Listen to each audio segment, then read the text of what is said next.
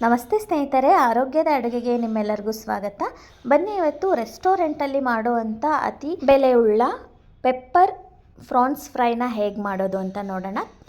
ಮೊದಲಿಗೆ ಅದಕ್ಕೆ ಒಂದು ಸಣ್ಣ ಮಿಕ್ಸರ್ ಜಾರ್ಗೆ ನಾನಿಲ್ಲಿ 3 ಟೀ ಚಮಚದಷ್ಟು ಕಾಳು ಮೆಣಸನ್ನು ಹಾಕೋತಾ ಇದ್ದೀನಿ. ಆನಂತರ ಇದಕ್ಕೆ 3 ಲವಂಗನ ಹಾಕೋತಾ ಇದ್ದೀನಿ. ಒಂದು ಸಣ್ಣ ಪೀಸ್ ಚಕ್ಕೆನ ಹಾಕೋತಾ ಇದ್ದೀನಿ, 1 ಇಂಚಷ್ಟು. ಇದನ್ನು ಎಷ್ಟು ಸಣ್ಣ ಆಗುತ್ತೋ ಅಷ್ಟು ಸಣ್ಣದಾಗಿ ಚೆನ್ನಾಗಿ ಪುಡಿ ಮಾಡ್ಕೋಬೇಕು. ನೋಡಿ, ಇಷ್ಟು ಸಣ್ಣದಾಗಿ ಪುಡಿ ಮಾಡ್ಕೋಬೇಕು. ಆನಂತರ ನಾನಿಲ್ಲಿ ಒಂದು 100 ಗ್ರಾಮ್ನಷ್ಟು ಫ್ರಾನ್ಸನ್ನು ತೊಗೊಂಡಿದ್ದೀನಿ. ಅದನ್ನು ಸ್ವಚ್ಛವಾಗಿ ತೊಳೆದಿಟ್ಕೊಂಡಿದ್ದೀನಿ. ಅದಕ್ಕೆ ಒಂದು 2-3 ಚಿಟಿಕೆಯಷ್ಟು ಅರಿಶಿನ, ಹಾಗೆ 1 ಚಮಚದಷ್ಟು ಪೂರ್ತಿ 1 ಚಮಚದಷ್ಟು ಈ ಪುಡಿನ ಹಾಕೋತಾ ಇದ್ದೀನಿ. 1 ಚಮಚ ಅಷ್ಟೇ ಬೇಕಾಗುತ್ತೆ. ಆನಂತರ 1/4 ಭಾಗ ನಿಂಬೆಹಣ್ಣನ್ನು ಹಿಂಡ್ಕೋತಾ ಇದ್ದೀನಿ. ಮಿಕ್ಸರ್ ಜಾರ್ನಲ್ಲಿ ಈ ಪುಡಿ 1 ಚಮಚ ಅಷ್ಟೇ ಬೇಕು, ಅಂದರೆ ಪುಡಿ ಆಗೋದಿಲ್ಲ. ಹಾಗಾಗಿ 3 ಟೀ ಚಮಚದಷ್ಟು ಮಾಡಿದ್ದೀನಿ. ನಮಗೆ ಪೆಪ್ಪರ್ ಫ್ರೈ ಮಾಡುವಾಗೆಲ್ಲ ಅದು ಬಳಸ್ಕೋಬೋದು. ಇವಾಗ ರುಚಿಗೆ ತಕ್ಕಷ್ಟು ಉಪ್ಪನ್ನು ಹಾಕಿ ಪೂರ್ತಿ ಇದನ್ನು ಕಲಸಿ ಇಟ್ಕೊತಾ ಇದ್ದೀನಿ. ನೋಡಿ, ಇದನ್ನು ಒಂದು ಅರ್ಧ ಗಂಟೆನಾದರೂ ನಾವು ಈ ಥರ ನೆನೆಸಿ ಇಡಬೇಕು. 1-2 ತಾಸು ನೆನೆಸಿದ್ರೆ ಇನ್ನೂ ರುಚಿ ಜಾಸ್ತಿ ಆಗಿರುತ್ತೆ. ನಾನಿಲ್ಲಿ 1 ತಾಸು ಆದಮೇಲೆ ತೆಗೆದು ನೋಡ್ತಾ ಇದ್ದೀನಿ. ನೋಡಿ, ಚೆನ್ನಾಗಿ ನೆಂದಿದೆ. ಆನಂತರ ಒಂದು ಹಂಚನ್ನು ಇಟ್ಕೊಂಡಿದ್ದೀನಿ, ಕಬ್ಬಿಣದ ಹಂಚಲ್ಲಿ ಫ್ರೈ ಮಾಡಿದ್ರೇ ತುಂಬ ರುಚಿಯಾಗಿ ಬರುತ್ತೆ.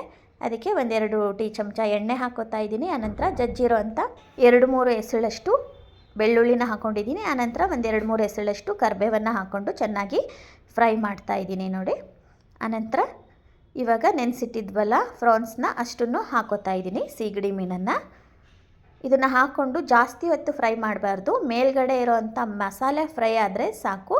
1 ನಿಮಿಷದೊಳಗಡೆ ಈ ಫ್ರೈ ಮಾಡೋದನ್ನು ನಿಲ್ಲಿಸ್ಬಿಡಬೇಕು. ಇಲ್ಲ ಅಂದರೆ ಈ ಫ್ರಾನ್ಸ್ ತುಂಬ ಗಟ್ಟಿಯಾಗುತ್ತೆ. ಇದ್ರ ಮೇಲೆ ನಾವು ಏನು ಹಚ್ಚಿದ್ದೀವಿ ಮಸಾಲೆ, ಅದು ಮಾತ್ರ ಚೆನ್ನಾಗಿ ಫ್ರೈ ಆದರೆ ಸಾಕು. ಇದನ್ನು ಜಾಸ್ತಿ ಬೇಯಿಸೋವಂಥ ಅವಶ್ಯಕತೆ ಇಲ್ಲ, ಇದು ಬೇಗನೆ ಬೆಂದೋಗುತ್ತೆ.